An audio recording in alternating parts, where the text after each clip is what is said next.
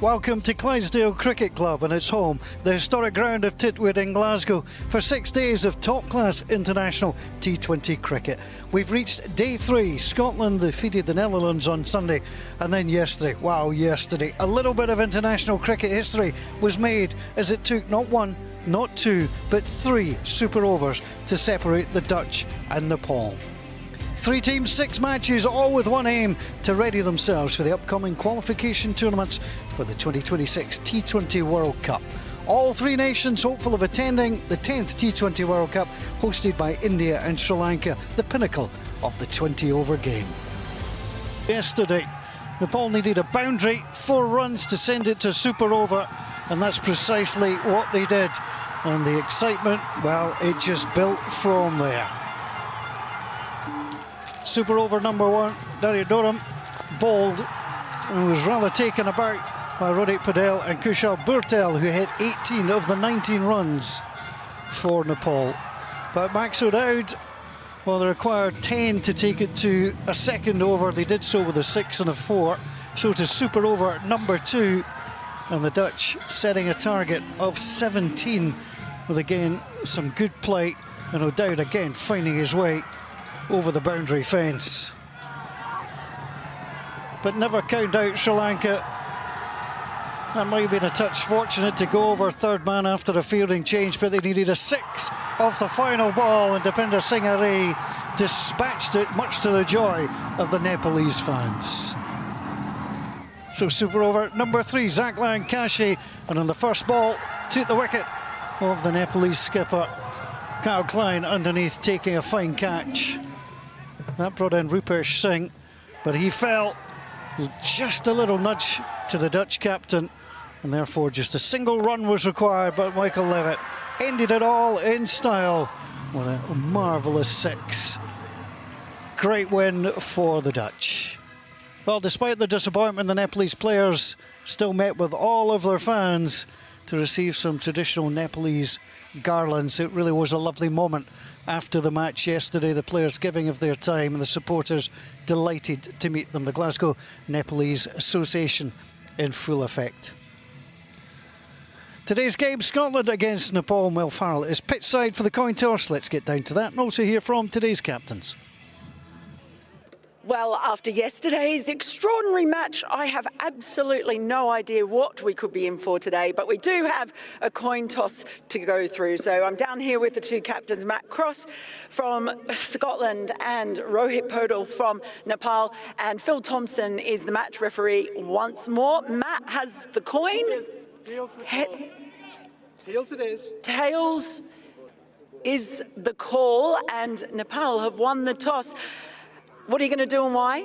We'll bowl first, especially chasing is always a good option in T20, and yeah, we have done good in ODIs, and I think yesterday's game a little we missed on few parts, but apart from that, I think we're chasing good, so yeah, we'll chase it.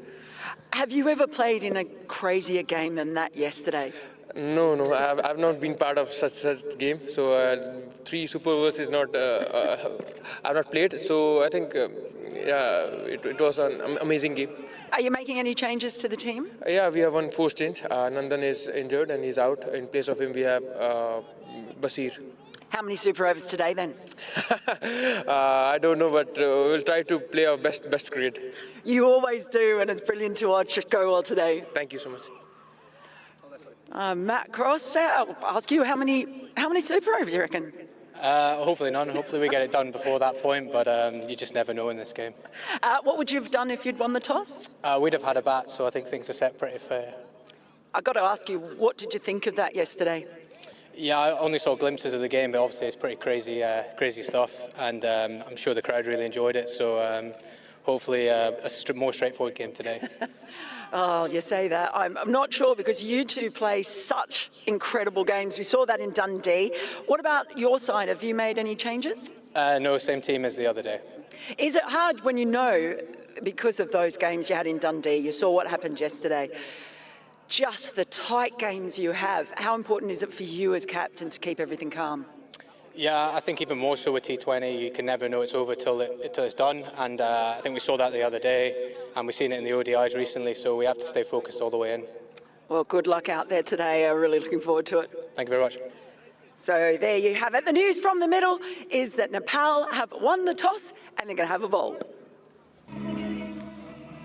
So we're going to see Scotland first of all with the bat.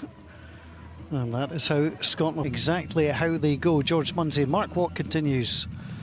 Be interesting to see him once more. Brandon McMullen got himself started well the other day before falling. And Liam Naylor at 4 is always an interesting proposition. Well, Nepal had a little bit of fun with footballs, American footballs and all sorts of things. They have made the one change. Nandan Yanav, he tried to field the ball yesterday and it cut the finger, and that's been the problem. So he is out and unavailable. Bashir Ahmad comes in, and certainly with a degree of energy, they're chasing that ball. Nepal, everything is a contest for them. Mel Farrell has made her way back from pitch side. Great to hear from both captains. Nepal looked almost still a little bit shell-shocked from yesterday. Do you know, I actually asked Rohit if he'd slept last night, and he said no, not very well, because he kept thinking about the game. It wasn't just him. I was up till 4 a.m. I was both wired and spent. Honestly, that was so special yesterday. It just kept going to another level, crescendo after crescendo after crescendo. And you just never know, because these two teams who are here today, they are the ones that are renowned for having really, really tight contests. So we could be in for another cracker today.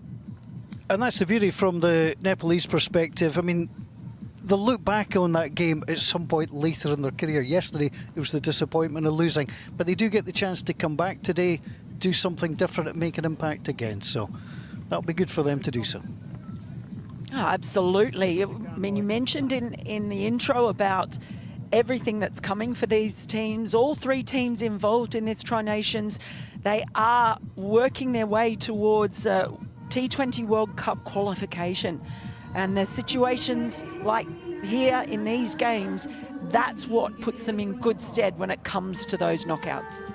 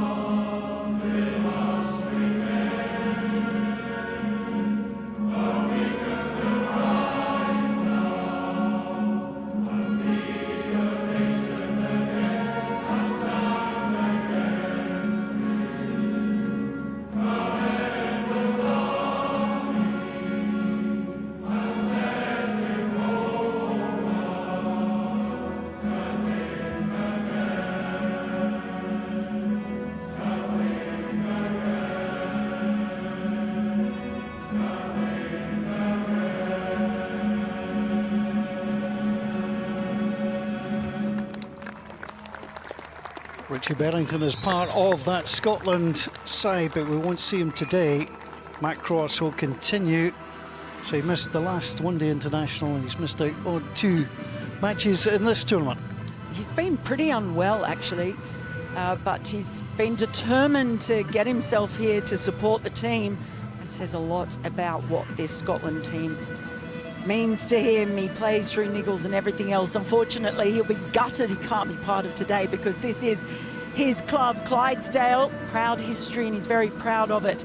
But undoubtedly, he is going to be here through thick and thin. Well, we hope you enjoyed the start to this. If you want to continue watching on YouTube, please visit live.cricketscotland.com. All the details on how you can continue to watch are there. A little bit of T20 international history. The first meeting between Scotland and Nepal at this level of cricket. Scotland lost the toss, they were put in. Matt Cross telling Mel that he would have batted anyway. I'm never convinced by this. You know, you say, well, that's what we